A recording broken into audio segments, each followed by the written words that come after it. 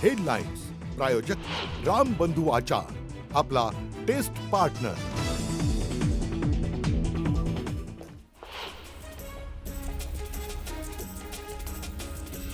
असं सालगण्यासारखं कोणाचं काम केलं ना, याद राहा की मेघना बोर्डीकरचा शब्द आहे, कानाखाली झालेला असा बिलकुल चालणार नाही, त्यासलं चमचगिरी बिलकुल चालणार नाही, आत्ताच्या आत्ता बडतप करून टाकेल सांगते। राज्यमंत्री मेघना बोर्डीकरांची ग्रामसेवकाला धमकी देतानाचा व्हिडिओ, रोहित पवारांकडून ट्विट, मुख्यमंत्र्यांकडे कारवाई करण्याची मागणी।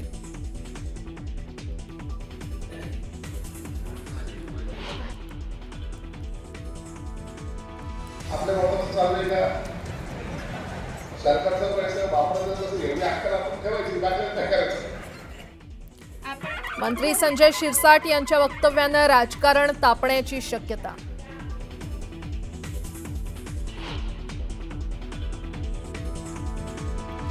खासगी क्लासमध्ये बेंचवर बसवण्याच्या वादातून मुलाची हत्या, नाशिकच्या सातपूर भागातली धक्कादायक घटना, 2 अल्पवयीन मुलं ताब्यात।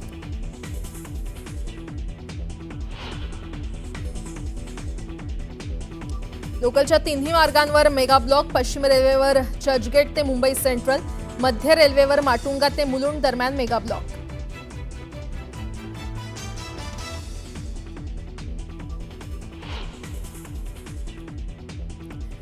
छत्रपती शिवाजी महाराजांची राजधानी असलेल्या रायगड जिल्ह्यातच इतके डान्स बार कसे सुरू राहतात, या राज ठाकरेंनी उपस्थित केलेल्या प्रश्नानंतर मनसे कार्यकर्ते आक्रमक, पनवेलच्या कोण गावातील डान्स बारची तोडफोड।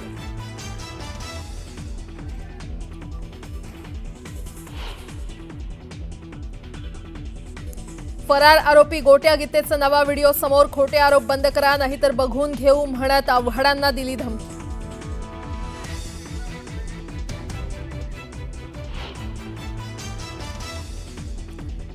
जम्मू काश्मीरच्या कुलगाममध्ये सुरक्षा दल आणि दहशतवाद्यांमध्ये चकमकीत लष्कर-ए-तोयबाचे 2 दहशतवादी ठार, सुरक्षा दलांकडून परिसराची नाकाबंदी।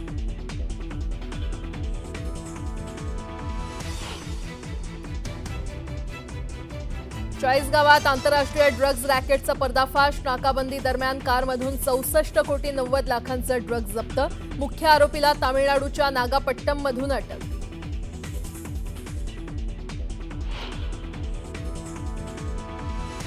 राजस्थानच्या बारामध्ये भरधाव कारनं 10 पेक्षा जास्त जणांना चिरडलं, अपघातानंतर फरार झालेल्या कार चालकाचा शोध सुरू।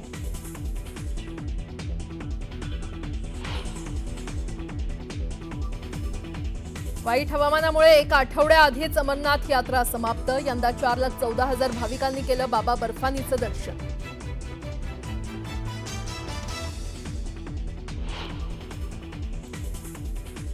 आणि ओव्हल कसोटी सामना जिंकण्यासाठी भारताला 9 विकेट्सची गरज, 374 धावांच्या आव्हानाचा पाठलाग करताना इंग्लंडच्या 1 गडी बाद 50 धावा।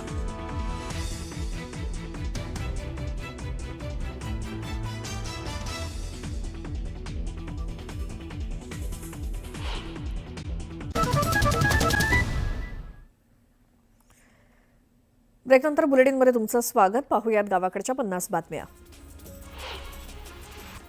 महायुती सरकारमधल्या राज्यमंत्री मेघना बोर्डीकर पुन्हा वादात सापडल्यात। बोर्डीकरांनी भर कार्यक्रमात एका ग्रामसेवकाला कानाखाली मारण्याची धमकी दिली, त्यासोबत त्याला सेवेतनं बडतर्फ करण्याचाही इशारा दिला। आमदार रोहित पवारांनी त्यांच्या आरेरावीचा व्हिडिओ पोस्ट केलाय, त्यासोबत मुख्यमंत्र्यांकडे कारवाई करण्याची मागणी केली। पनवेलमधील डान्स बार मनसैनिकांनी फोडला, शिकापच्या मेळाव्यात भाषण करताना राज ठाकरेंनी रायगड जिल्ह्यातील डान्स बार विषयी भाष्य केलं होतं। रायगडमध्ये परप्रांतीयांचे सर्वाधिक अनधिकृत डान्स बार आहेत असा उल्लेख राज ठाकरेंनी केला। त्यानंतर अवघ्या 12 तासातच पनवेलमधील डान्स बार मनसे कार्यकर्त्यांनी फोडला। पनवेलमधील नाईट रायडर हा डान्स बार फोडण्यात आलाय।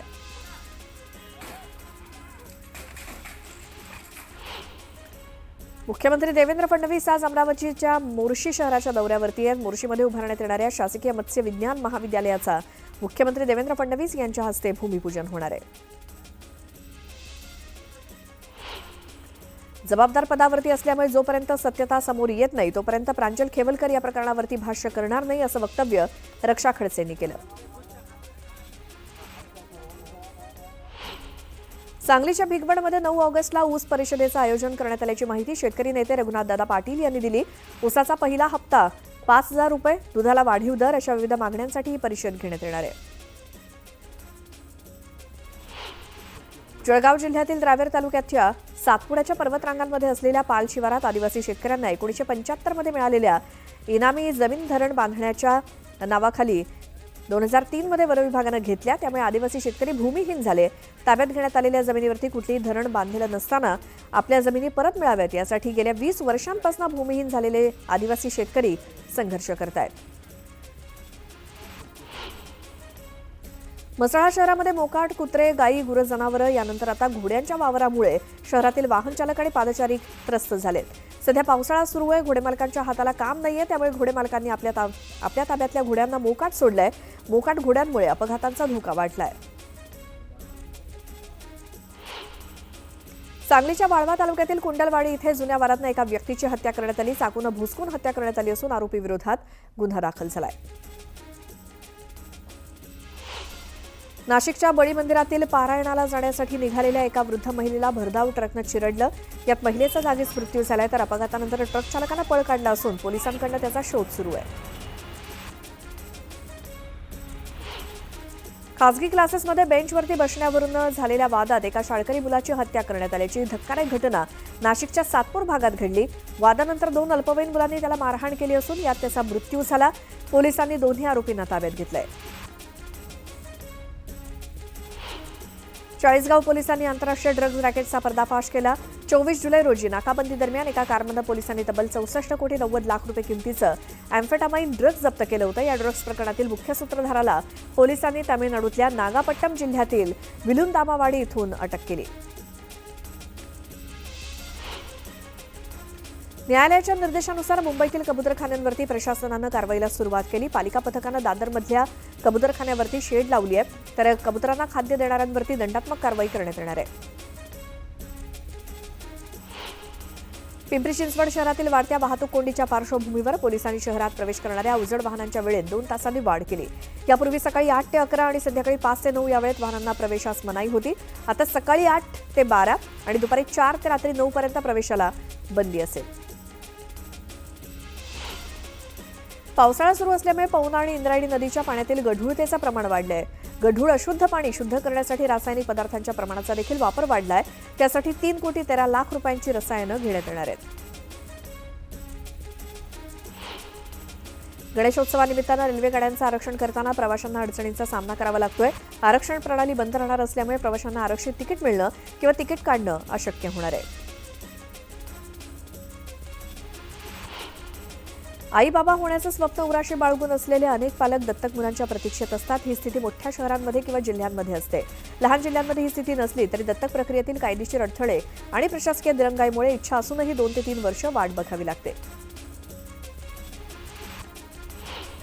सिडकोच्या इस्टेट विभागातून दिली जाणारी विविध प्रकारची नाहरकत प्रमाणपत्र अर्थात एनओसी मिळवण्यासाठी आता वेळखाऊ प्रक्रियेचा सामना करावा लागणार नाही. ईज टू डुईंग बिझनेस या संकल्पनेनुसार सिडकोनं सकारात्मक पाऊल उचललंय. त्यामुळे आता घर बसल्या एका क्लिकवरती एनओसी मिळणार आहे. मध्य रेल्वेवर 15 डब्यांच्या लोकल वाढवण्याचा निर्णय रेल्वे प्रशासनानं घेतला असून त्यासाठी सीएसएमटी स्थानकातील फलाट क्रमांक 5 आणि 2 ची लांबी वाढवण्यात येणार आहे. हे काम डिसेंबर 2025 पर्यंत पूर्ण करण्याचं लक्ष्य आहे.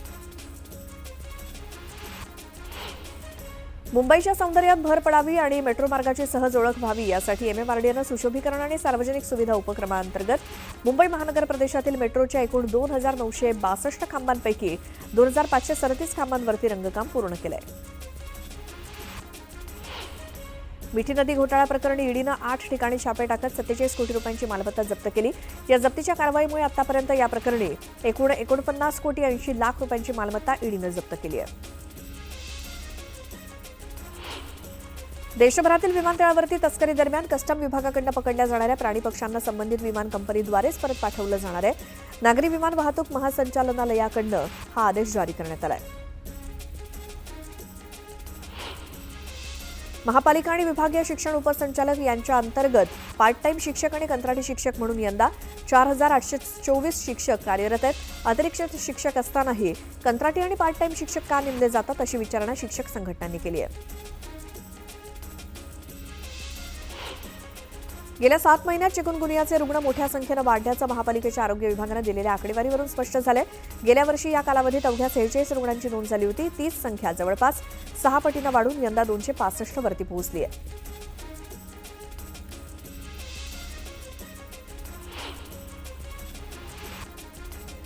श्वानांच्या चाव्यामुळे होणाऱ्या रेबीज या प्राणघातक रोगापासून बचावाच्या उद्देशानं मुंबई महानगरपालिकेच्या वतीनं सातत्यानं पल्स अँटी रेबीज लसीकरण मोहीम राबवली जाते. मात्र केवळ मोहीम हाती घेऊन यश येणार नाही, तर भटक्या श्वानांच्या संख्येवर सुद्धा नियंत्रण आणलं पाहिजे. याकडे मुंबईकरांनी लक्ष वेधलं पाहिजे असं आवाहन करण्यात आलंय. या सगळ्या बातम्यांसह या बुलेटिनमध्ये मी इथेच थांबते. लगेच पुढच्या बुलेटिनमध्ये तुमच्या सोबत असेल माझी सहकारी प्राची.